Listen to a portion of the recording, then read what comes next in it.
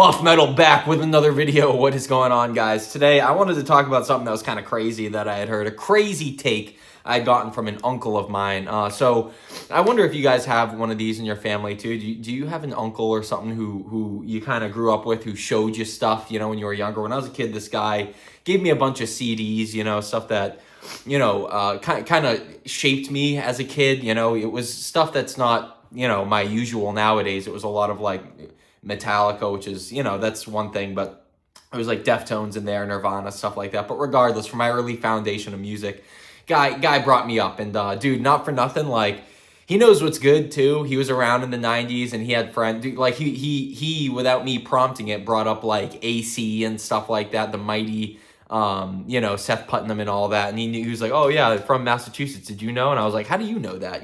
Regardless, I was kind of impressed when I was talking to him. I was like, man, you're more of a G than I thought you were. So it was funny when I brought up, I was like, dude, one of my favorite bands is Misfits. I love the Misfits. I love Danzig though too, the first 4 Danzig albums.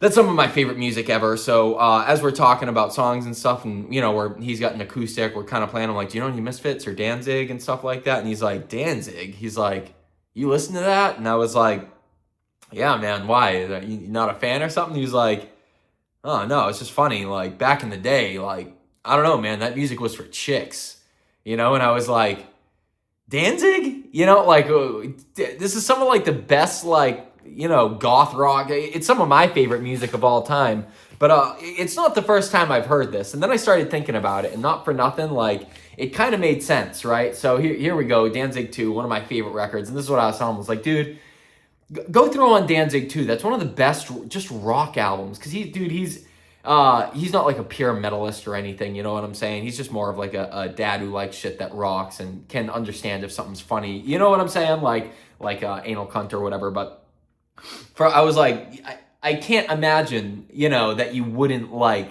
the Danzig records, especially being a dude who likes rock. You think this shit's just for chicks? And then I got thinking, like, well, what other bands do people think are just for chicks? You know what I'm saying? And I really couldn't believe that Danzig, but at the same time, when I really think about it and I look back at it, like, okay, all right, you know what I'm saying? I kind of see where you're coming from. And then I start thinking it's the whole goth thing. And I'm like, yeah, I guess that kind of checks out. So, I guess what this video really is bands that I think, are bands that have the They're for Chicks label on them, but I still like them. Now, you want to talk about the ultimate band that people claim is for chicks, 90s, this is, again, though, one of my favorite albums of all times. Typo Negative, October Rust, man. Yeah, you want to talk about, oh, that shit's for chicks, totally for chicks. No, dudes shouldn't listen to that. I feel like, dude, people say that about Typo Negative, man. And for me personally, dude, it's like, I think, dude, I just think it's great music. I really don't understand how you could not like Typo. Now, Cinnamon Girl, if you want to talk about that, like, yeah, that sucks. But other than that, I always say this, man, October Rust, probably in my top 3 albums of all time, along with Danzig 2. When they say that, both these albums are for chicks, I'm like, come on, man, dude. And what if they are, dude? Well, chicks rock too. It's not like just one gender rocks, right? But the point is I don't know, man. People always have opinions on stuff like this, and hot takes. And I think it's more funny than anything to think that someone would shrug a band off and be like, dude, that's for chicks. Why would you listen to that? You know what I'm saying? Like, I get it if it's like, I don't know, like a boy band or something that's so excessively girly. But I think it's funny when things that, like rock and roll. Here's another band, one of my favorite bands of all time. Oh, and by the way, while we're on the Typo Negative subject, come on. Slow, Deep, and Hard. Do you think that's for chicks? Dude, this album is fucking awesome, man. This is one of those albums, too, that, like, when you listen to it, it's almost like, I don't want to say sketch, but it is like kind of crazy and over the top, and it has that carnivore vibe to it. Listen to Zero Tolerance or Der Undermensch. Dude, you'll see what I'm saying, man. This shit, I'm like, I feel bad thinking that people would dismiss this and say, oh, that's just music for chicks. It's unfortunate. But dude, another one of my favorite bands, Kiss, man. You want to talk about a band that's been labeled, for chicks? Like, what? You listen to Kiss, dude? That's for chick. Why would you listen to that? Dude, man, I fucking love Kiss. I'll never not love Kiss, and I think dudes and chicks alike can get down with it. This is one of the greatest albums. This is one of the ones that has the most slander.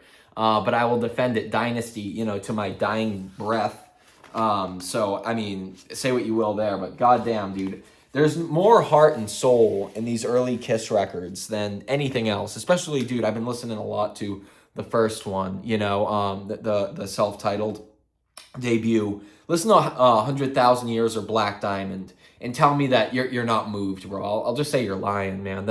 If you listen to that and say, "Oh, that's for chicks, man," dude, you're lying. Like, there's no doubt. 100,000 Years is one of the best, and Black Diamond, two of the best songs I've ever heard. Even Strutter, the intro track, man, it's perfect music. Dude, you want to tell me Motley Crue is for chicks? I'll be behind you like 50% of the way, man. Like, look at these guys. Yeah, I get it, man. I get what you're saying, but at the same time, like, still kind of rocks, man. Like, I don't know, like, I don't get caught up in the name calling and stuff like that. You know what I'm saying? I just, good music is good music to me, dude. And this is not my favorite Motley Crue album. The two Motley Crue albums that I have are my like least favorite now, which is Dr. Feelgood and Theater of Pain. I'm like, but I bought Theater of Pain because I'm like, dude, I never listened to this album, and I know Girls, Girls, Girls front to back, and I know Shout at the Devil front to back. And it was like, I just wanted the albums that I knew less. But this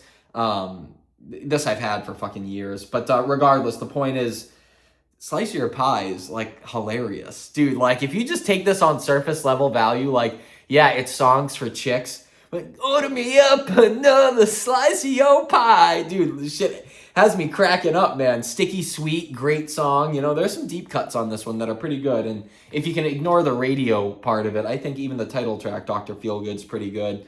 Rattlesnake Shake is one of the worst songs I've ever heard. And then there's Kickstart My Heart. We're kicking ass. That's horrible. Now, the last band, a chick band, but I don't know.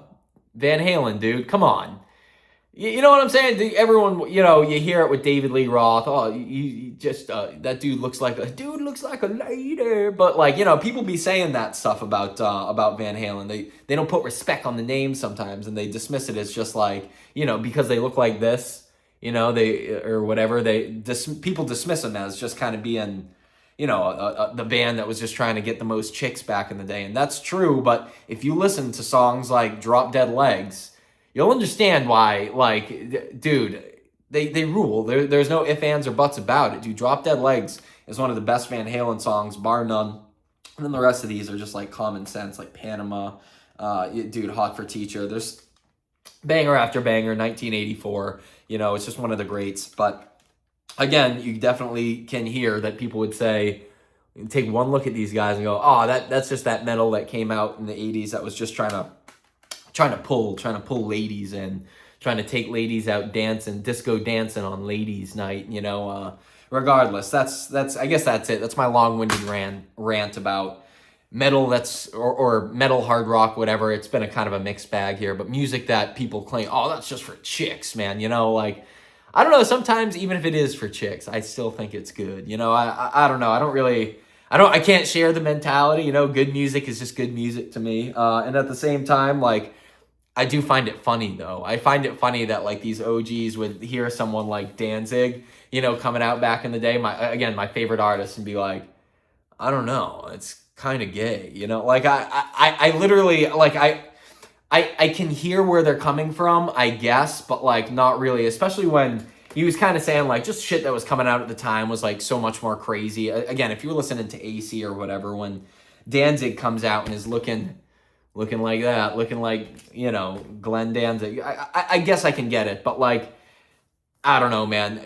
That's one of my favorite albums ever. Danzig's one of my favorite musicians ever, and it's just funny how time, probably plays a factor. I do wonder to myself, like, if I was around back then, what would I have thought, and I guess that's the question of the day, right? If you were around in the 80s, would your perceptions on music be different than they are now, Anyways, it's a $500,000 question. Peace.